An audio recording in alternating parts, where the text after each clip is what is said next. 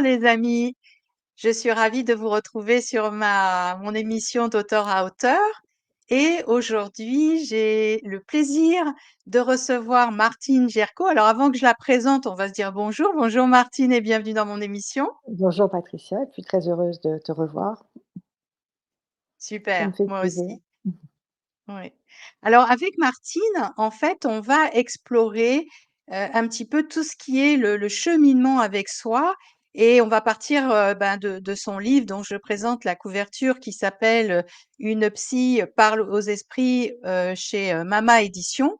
Et Martine a vraiment un parcours incroyable avec des choses quand même assez difficiles dans sa vie. Et Martine s'est toujours visiblement depuis longtemps intéressée aux états modifiés de conscience, à cette notion de résilience, s'est formée en psychologie, donc en psychologie clinique, en psychothérapie, mais aussi en psychanalyse transpersonnelle. Et une des particularités de Martine, c'est que elle a réussi finalement, elle a eu envie d'intégrer différentes approches en reliant la psychothérapie, la respiration holotropique et le chamanisme. Donc, ce qui fait quand même une grande innovation et ce qui n'a pas dû être facile par rapport à ses pairs. Et donc, Martine, sur ton cheminement qui a été assez mouvementé en parcours de vie, finalement, qu'est-ce qui a été le déclencheur de ton envie d'aller vers du mieux? Depuis que je suis toute petite, je voulais être guérisseuse. Je voulais être guérisseuse et puis j'ai toujours été attirée par le mystère et l'extraordinaire et l'Amérique m'a toujours attirée comme si, mon cœur, mon âme était américaine et j'ai d'abord fait des études de lettres, des études d'anglais, je savais pas pourquoi je faisais des études d'anglais. Puis ensuite, lorsque le moment était venu, j'ai fait des études de psychoclinique, j'ai un DESS. Et j'ai commencé une pratique de psychologue clinicienne très jeune et de psychanalyste et très vite, je me suis rendu compte que lorsque j'étais bien installée dans ma pratique, qu'il y avait des zones de nous-mêmes que l'on ne pouvait pas rencontrer uniquement avec le verbal. Donc je suis allée aux États-Unis, en Californie, me former à des approches psychocorporelles à l'Institut Esalen et puis j'ai rencontré l'enseignement de Stanislas Grof en respiration holotropique. Et là, ça a été le déclencheur et je savais que j'avais trouvé le maillot manquant et je me suis formée aux États-Unis à la respiration holotropique il y a, plus de 30 ans. Ça fait plus de 40 ans que j'exerce et plus de 30 ans que je pratique la respiration holotropique en individuel et en groupe et c'est pour moi une approche, tout à fait, complète et très transformatrice. Voilà et je savais qu'avec la respiration holotropique, avec les états modifiés de conscience, d'expansion de conscience à partir du souffle et de musique, évocatrice, inductive, on avait accès à des strates de nous-mêmes auxquelles on ne pouvait pas avoir accès uniquement en thérapie verbale et ça a été vraiment, je crois, l'aventure de ma vie, la rencontre avec, Grof. Mmh. Voilà, donc voilà un peu brièvement mon cheminement et puis la rencontre avec Grof m'a aussi, introduite au chamanisme, donc je me suis formée au chamanisme, avec Michael Harner qui avait créé la FSS, Foundation for Shamanic Studies, avec Sandra Ingerman et puis il y a aussi la rencontre avec ce qu'on appelle les plantes maîtresses et je savais qu'un jour j'irais là, dans cette direction parce que je savais intuitivement depuis que j'étais toute petite que notre réalité, ne se limitait pas uniquement à cette, réalité, visible, mais qu'il y avait plein de choses, qui nous dirigeaient, qui nous orientaient dans nos vies, qu'on ne pouvait pas expliquer, mais ça existait, c'était là et toute ma vie, elle était jalonnée de ces petits cailloux dont on ne comprend pas le sens sur le moment et puis après ça fait sens. Voilà, je ne sais pas si j'ai répondu à ta question, mais puis l'écriture Oui, oui, aussi, l'écriture a oui. toujours fait partie de ma vie, en fait. Et le côté art aussi dans la peinture en fait Ouais, qui a ouais. été utile à des moments donnés par rapport à à ta propre histoire, à ton propre parcours, hein. Oui, la peinture, est venue après une première agression. J'en parle dans mon livre, mais c'est pour ça que moi je suis très résiliente et je pense que donner du sens à l'épreuve, ça nous permet de nous dépasser et d'aller au-delà de la souffrance et pour me guérir donc de ce premier stress traumatique, qui a été causée par une agression, à main armée, à arme à feu, dans mon cabinet. J'ai pas voulu prendre d'anxiolytiques ni d'antidépresseurs comme le suggérait un ami psychiatre et je lui ai dit: «Écoute, j'ai une approche chamanique depuis depuis plusieurs années, je vais prendre mon tambour, je vais demander à mes guides, à mes esprits tutélaires» parce qu'en chamanisme, on fonctionne avec des guides et puis, avec toute la foi, c'était même pas la foi, heu, il fallait que j'ai une réponse. Je savais que la réponse, elle viendrait pas de mon mental ou de mon conscient et que ça serait pas une réponse que je pourrais trouver dans une thérapie verbale et encore moins avec des antidépresseurs et j'ai entendu cette réponse qui a fusé, donc j'ai pris mon tambour, j'ai posé la question. Alors on pourrait dire que c'est notre inconscient, notre conscience supérieure, notre âme, peu importe. Ça a fusé la réponse et c'était en français et en anglais, peint et paint, parce que j'ai toujours vécu entre le français et l'anglais. Donc j'habitais à l'époque, à Montparnasse, qui est le quartier des artistes et il y avait un magasin qui s'appelait, Sennelier, qui est un marchand de couleurs, réputé pour les peintres. Jamais j'avais osé rentrer dans le magasin et après ce voyage chamanique, je suis rentrée dans le magasin, j'ai acheté plein de matériel et le lendemain, je me suis mise au travail, mais c'est pas mon mental qui peignait, ça peignait à travers moi. Donc je peignais en état d'expansion de conscience et ça a été le chemin, le cheminement vers ma guérison. Donc j'ai pas eu besoin de prendre Mmh. d'antidépresseurs et cetera et si Alors, je n'avais jamais juste, eu je t'interromps 2 minutes Martine parce que, par rapport à ce que tu ramènes là, c'est comprenez bien que c'est la propre histoire de Martine et que pour certains, ces médicaments peuvent être utiles. Pour d'autres comme toi, absolument, non. mmh Mais je mh. voudrais qu'on relativise ça quand même parce que parfois, il y a des personnes qui vont pas vouloir prendre des médicaments Absolument. malheureusement et ils plongent, ils plongent, ils plongent. Donc j'aimerais qu'on amène une petite nuance si tu veux bien, que ça concerne vraiment ton histoire et ton parcours. Ah mais je ne parle qu'en mon nom propre et Ouais. j là, cette fois-ci, je n'ai pas pris d'antidépresseurs, la peinture a été ma guérison. Par contre, puisque tu parlais de ma résilience et puis des épreuves, Mmh. j'ai été agressée plusieurs années après à arme blanche dans mon cabinet, à nouveau, c'était un cabinet différent, mais j'étais agressée et c'était une histoire, je me suis fracassée en fait, puisque j'ai sauté du premier étage pour échapper à l'arme blanche de l'agresseur et bon, je vais pas raconter mon histoire, mais cette fois-ci, j'ai pris des antidépresseurs parce que j'avais le corps en charpie, en fait. Mais je me suis réintégrée, on le voit pas, bon, mais intérieurement, j'étais très mal et j'ai accepté évidemment de prendre des anxiolytiques, des antidépresseurs, des somnifères parce que je pouvais pas dormir. Mon corps était en flammes, en feu et puis cassé, brisé, puis une tranche de psychothérapie et je dis toujours qu'il ne faut surtout pas diaboliser les antidépresseurs parce que c'est utile parallèlement à une psychothérapie. Voilà, mais c'est mon histoire et je parle en mon propre nom. Comme Oui, la je respiration holotropique. On mmh. peut pas tout le monde ne peut pas la pratiquer, il y a des contre-indications et surtout ne pas pratiquer en solo. Il faut rester extrêmement prudent et vigilant lorsqu'on entreprend quelque chose. Mmh. Oui, c'est ça qui est important, c'est de bien comprendre que chacun a une histoire, a un passé, a des expériences qui, bon, effectivement, peuvent être très, très douloureuses et très difficiles à gérer, mais il y a cette envie d'aller vers la résilience. Peut-être que tu peux nous redonner une définition de ce qu'est la résilience pour ceux ou celles qui sont pas encore habitués à ce qu'on met sous ce terme? Alors je parle à nouveau en mon nom propre, il est évident que ces épreuves, je m'en serais bien passée, c'est évident. Mais je crois que le propre de la résilience, c'est de pouvoir donner du sens à l'épreuve. Alors quand on est au cœur de l'épreuve, c'est extrêmement difficile parce qu'on doit d'abord se restaurer physiquement. Moi, j'avais plein de ferrailles, j'avais un corset. J'étais vraiment dans la nuit. Je vivais la nuit noire de mon âme. Et puis quand j'ai commencé petit à petit à retrouver l'usage de mon corps, de la marche, de mes mains, enfin, c'était terrible. À ce moment-là, j'ai pu, à l'intérieur de moi, trouver une force mentale pour m'aider, sinon à accepter, à dépasser l'épreuve. Parce qu'en fait, accepter. Bien sûr qu'on doit accepter. Je ne peux pas faire autrement que de ne pas accepter, puisque de toute façon, j'étais dans cet état. Mais c'est qu'est-ce que tu vas faire de cette expérience pour elle te permette d'abord de continuer à vivre et de vivre en personne différente. Parce que c'est vrai que ça m'a complètement, transformée. J'ai quitté une vie qui était plus pour moi. J'ai pu aussi pendant, ma convalescence, j'étais pendant de nombreux mois en rééducation, en convalescence, écrire mon livre «Une psy parle aux esprits».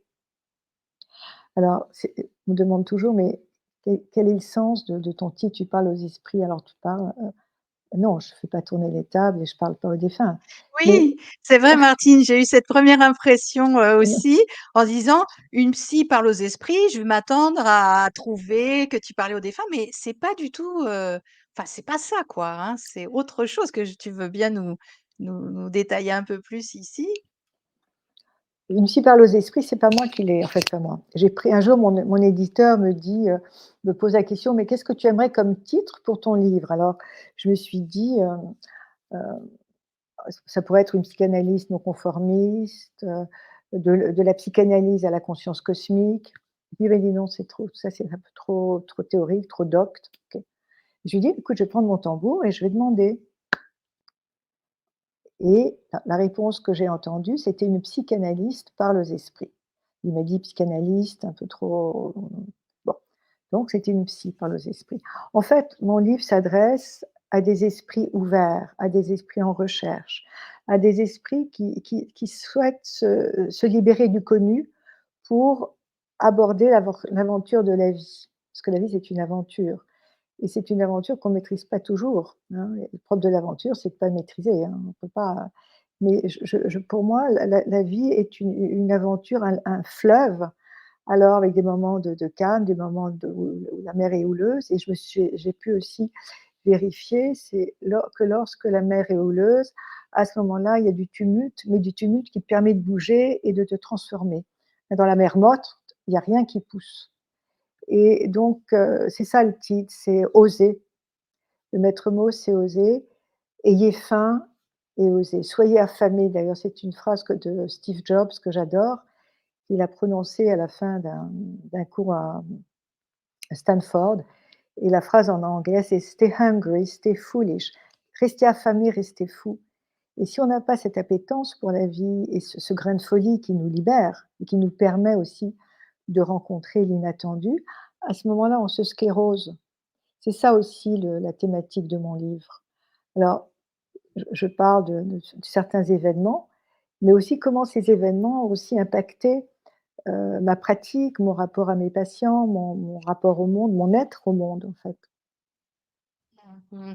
Oui, puis à un moment, tu dis, je te cite, hein: «Le changement ne peut surgir que par des abandons successifs». Mmh. Mais c'est vrai que chez le plus grand nombre, la blessure d'abandon, elle est quand même extrêmement vivante. Alors est-ce que ça, cette idée de laisser, d'abandonner est pas un frein potentiel à un chemin, d'évolution? Ou comment on peut aborder la chose autrement qui, se dirait: «Mais finalement, on peut quand même, passer par ces stades et c'est presque nécessaire de passer par ces stades pour, laisser, fleurir, autre chose de nous-mêmes. Alors quand je parle de l'abandon, les abandons successifs, je ne parle pas des abandons affectifs, des blessures affectives. C'est abandonner ce qui pour nous n'a plus cours, c'est abandonner ce qui sclérose notre vie. Là, c'est pas abandonner, je parle pas de la dimension affective, là, on s'aperçoit au terme d'une épreuve que l'épreuve est là aussi comme un réveil. OK, réveille-toi. Si ça t'arrive, c'est que tu dois mettre en marche des choses différentes dans ta vie. C'est ce que tu as aimé n'a plus cours. C'est que la vie que tu as eue, ben, elle te correspond plus et que ton âme, hein, il y a quelque chose, ta force de vie, elle frappe à la porte pour que tu puisses te mettre à son écoute. Dans le judaïsme, il y a la prière la plus importante, c'est Shema Israël. Shema, c'est écoute. C'est aussi mets-toi à l'écoute de ce que te dit ta petite voix. Et ta petite voix, en fait, c'est ta grande voix. Et parfois, on ferme nos oreilles pour ne pas entendre, pour pas comprendre. Entendre au sens d'entendre. Et quand on se met à l'écoute, il y a plein de choses qui te mettent en marche. Et la peinture, ça m'a toujours j'adore la peinture, en fait, j'ai une âme artiste. Quand j'étais petite, j'étais nulle. et il a fallu cette expérience du feu, hein, de l'arme à feu, pour que j'ose aller chercher, aller mettre des couleurs sur la toile du mouvement, alors que j'ai jamais pris de cours. Je suis complètement autodidacte. J'étais nulle à l'école, et au lycée en peinture, parce qu'il fallait suivre des règles, des schémas, des tracés et cetera. Il fallait copier et moi je pouvais pas. Et là, la résilience aussi, ça nous autorise, une fois qu'on a donné sens à l'épreuve, ça libère tout un potentiel créatif, tout un potentiel vital. Voilà, c'est la libération de quelque chose. C'est aussi pouvoir, c'est apprendre à naviguer à travers les torrents. D'ailleurs, c'est ce que dit Cyrulnik, hein. Et Cyrulnik, c'est un maître de la résilience. Toute sa vie est tissée par la résilience. Mmh, mmh. Oui et j'aime bien cette image, de naviguer, Mmh. sur le torrent et justement, quand on navigue sur, ces torrents, tumultueux finalement de certaines expériences de vie, c'est pas évident de conserver une stabilité. D'après toi, quelle capacité ou savoir-faire serait vraiment à mettre en avant pour être dans le plus de stabilité possible et pas se noyer quand on est dans ce mouvement? Mais je crois que c'est surtout, pouvoir trouver un lieu de parole pour pouvoir comprendre ce qui se passe et être accompagné et ne pas céder au désespoir. Parce que c'est vrai que lorsqu'il y a un traumatisme majeur, on est envahi par le désespoir. Et le désespoir, c'est aussi, notre condition habite la condition de l'être humain, hein. Ça fait partie aussi de nos apprentissages. Et lorsqu'il y a un traumatisme majeur, une expérience majeure, l'important, c'est de pouvoir être aidé, de poser des mots MOTS sur les mots MAUX. La mise en mots, c'est vraiment essentiel. Et le travail psychologique, c'est aussi le travail spirituel. On peut pas, le psychothérapeutique, hein. D'ailleurs, c'est très intéressant parce que quand on fait l'étymologie du mot psychologie, bah, logie, c'est logos, hein, c'est le et puis psycho, ça vient du mot grec, psyché, l'âme, mais aussi le souffle. Et le souffle, c'est ce qui alimente notre vie. Donc, quand on dissocie le travail psychologique du travail spirituel, non, non, ça va ensemble. Alors évidemment, tout dépend de la personnalité du thérapeute, mais on ne peut pas les dissocier vraiment. Mmh. Oui, c'est vraiment ce dont on peut prendre conscience et ce que tu ramènes, très bien Ouais, dans ton ouais, livre et dans ta manière d'aborder, c'est qu'il y a on est fait de plusieurs dimensions. Il y a l'esprit, il y a le corps, la respiration, l'énergie, l'âme, donc on peut pas finalement s'occuper que seulement d'un des aspects. Et alors j'avais une question parce que, ce qui me semble important, c'est que des fois justement, on peut confondre entre ce qui est vraiment une émergence, spirituelle et une espèce de décompensation, psychotique où on a l'impression, d'être en mille morceaux. Je pense que c'est important de faire la différence. Est-ce que tu peux nous en dire quelques mots? tout à fait. Et maintenant, si tu veux, là, il y a une espèce de tarte à la crème où les gens veulent connaître l'éveil. Alors, ils assistent à plein de stages et cetera, l'éveil des chakras, l'éveil de la kundalini, mais sans avoir fait de travail sur eux-mêmes. Et c'est vrai que les techniques de souffle vont créer une émergence, et qui peut être une émergence spirituelle ou une émergence psychotique. Ça peut créer aussi une forme de psychose expérimentale. Donc la différence entre l'expérience spirituelle et l'expérience psychotique, c'est que lorsque tu vis une expérience spirituelle, j'en parle dans mon livre, hein, on continue à fonctionner dans le monde ordinaire, dans notre monde humain, dans le monde du milieu, comme disaient, les chamans, dans notre réalité humaine. C'est-à-dire qu'on sent que notre conscience s'ouvre, que notre intuition se développe, que notre créativité se développe. On le voit bien avec les gens qui vivent des expériences de mort imminente, hein. Lorsqu'ils sortent, au sortir de cette expérience, ils sont complètement différents. Et je me suis beaucoup occupée de ce phénomène de mort imminente, et j'ai beaucoup de patients qui avaient vécu, qui vivaient, parce que j'ai participé à beaucoup de recherches autour de, à l'époque, il y a 40 ans, on appelait ça les NDE, hein, les expériences proches de la mort, les Near Death Experience. Et on voyait ces gens qui, au sortir de cette expérience, étaient complètement transformés, mais ne pouvaient pas parler de ce qu'ils avaient vécu parce que les psys ou les médecins les auraient traités de fous. Puis alors maintenant, avec les recherches actuelles, bon, la science a avancé, les médecins se sont ouverts et on s'aperçoit que notre conscience, elle est extracorporelle. Donc ces gens-là ont une médiumnité qui s'est ouverte, une intuition qui sont développées. C'est incroyable d'ailleurs de voir ces transformations, mais ils continuent à être complètement opérationnels. Le psychotique va prendre ses désirs pour la réalité, ses voix comme des injonctions divines et passer à l'acte. Or que les voix que va entendre, ces voix intuitives, que va entendre le patient qui vit une ouverture spirituelle, ne vont lui donner aucune injonction négative. Quand j'ai été agressée, par exemple, j'ai été agressée par le dernier patient, qui était un faux patient, un type qui s'était fait passer pour un futur patient. Quand j'étais avec mon avant-dernier patient, avant de recevoir le dernier, j'ai entendu une voix qui m'a dit: «Tu ne vas pas sortir vivante de ton cabinet, tu vas être agressée d'un poignard». Mmh. Moi, j'ai beaucoup d'imagination, hein. Je me suis dit: «Martine, j'étais complètement folle» et puis cet avant-dernier patient me regardait de façon très, très bizarre et je me suis dit: «Ça y est, il va sortir un poignard». Pas du tout, il était bon en termes de donc j'ai eu peur. Vous savez, pourtant j'ai une grande habitude clinique, une grande, expérience clinique et donc mais j'ai eu peur et puis au terme de l'entretien, il m'a pris rendez-vous pour la semaine suivante et je me suis dit: «Mais tu as vraiment beaucoup d'imagination». Mmh. Je fais entrer le patient suivant et là, je me fais agresser. C'est parce que j'avais entendu cette voix: «Tu ne vas pas agressée par un poignard». Mmh. C'est parce que j'avais entendu cette voix que je suis montée sur le balcon. Heureusement, on était au premier étage. J'ai profité d'un moment où il fourrageait dans mon cabinet et j'ai enjambé la balustrade et j'ai sauté. Cette Oui, pour voix, sauver ta vie, en fait, hein? si je n'avais pas entendu cette voix, j'aurais pas sauté. Et là, Mmh. c'était une voix et je sautais pour ma propre survie. Bah, j'aurais pu me fracasser, me tuer, mais bon, je ne sais pas quelle est cette voix que j'ai entendue. J'ai essayé de demander à des copains chamans, à mes enseignants chamans, aux États-Unis. Personne n'a pu me donner la réponse. Mais en fait, cette voix, ça a été une voix de vie.